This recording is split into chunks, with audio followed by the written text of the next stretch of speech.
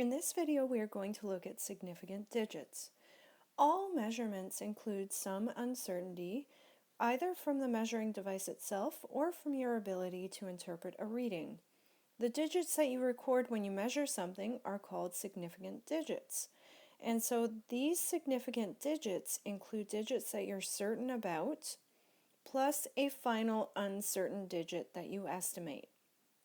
So for example, if you are measuring temperature with a thermometer and each of the divisions are to 1 degree, then you could measure to 1 degree, but then you would include a final uncertain digit. So for example, if it looked like the reading was at 21 and a bit, you would say for certain it's 21 and then estimate the final decimal place. So 21.6, and that would be your significant digits. There are several rules for determining the number of significant digits of a value. The first rule is that all non-zero numbers are significant. So for example, 221 has 3 significant digits. 18 has 2 significant digits. Zeros that appear between non-zero digits are significant. For example, 40.7 has 3 digits and all of those are significant. 87,009 has 5 significant digits. The third rule is that zeros appearing in front of non-zero digits are not significant.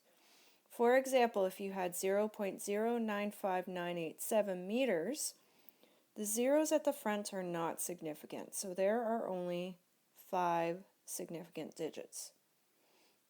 In B, all of these zeros at the front are not significant, so 0.0009 kilograms has only 1 significant digit.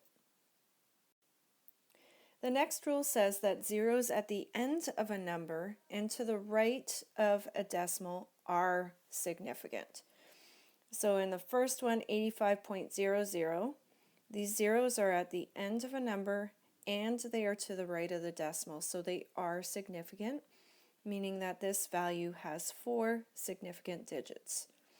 In the next one, same idea. All of these zeros are after the decimal and they're at the end of a number, so that means they are significant, meaning that we have 3, 6, 9, 10 significant digits.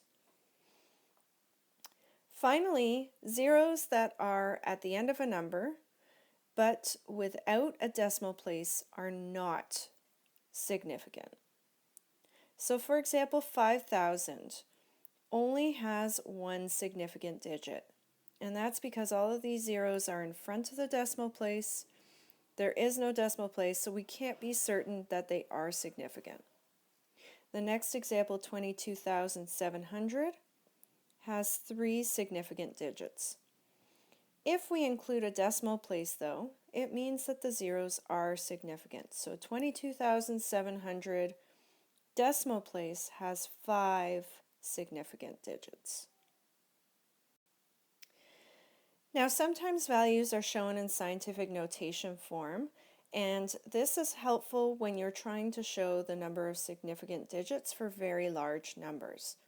For example, if you had 22,700 decimal place, then you could write that as 2.2700, because all of those digits are significant, times 10 to the 4, so 5 sig digs.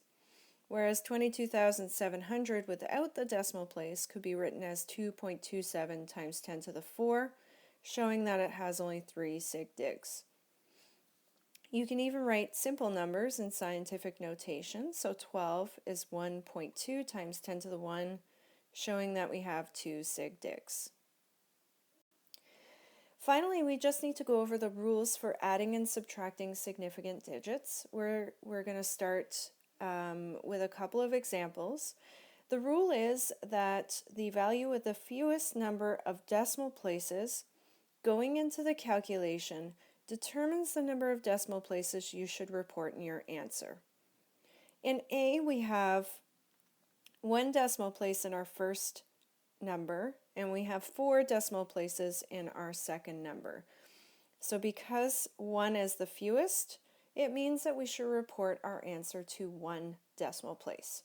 So if we do this calculation, you'd get 32.5967, but we have to round it off to correct significant digits, meaning that our answer should be 32.6.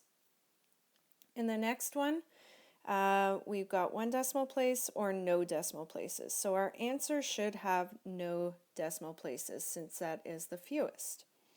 Doing this calculation, you'd get 69.5, but we need to round that off to no decimal places, so it'd be 70 point, or you could, if you really want to show the significant digits, write that as 7.0 times 10 to the 1. The last set of rules we need are for multiplication and division with significant digits. The value with the fewest number of significant digits going into the calculation is going to determine the number of significant digits you should report in your answer.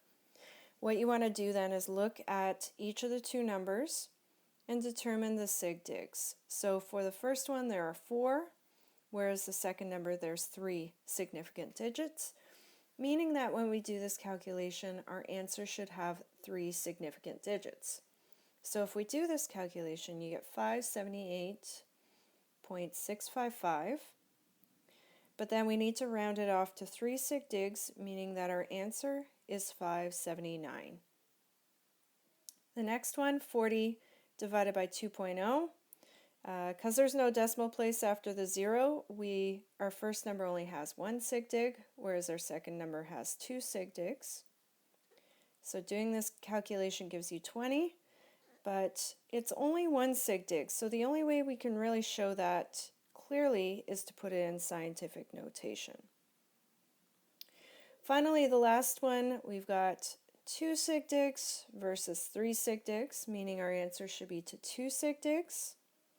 So if we write this out, do this calculation, you get 135, 135.1351, and it keeps repeating. So to show 2 sig digs, the best way, again, put it in scientific notation. So our answer would be 1.4 times 10 to the 5.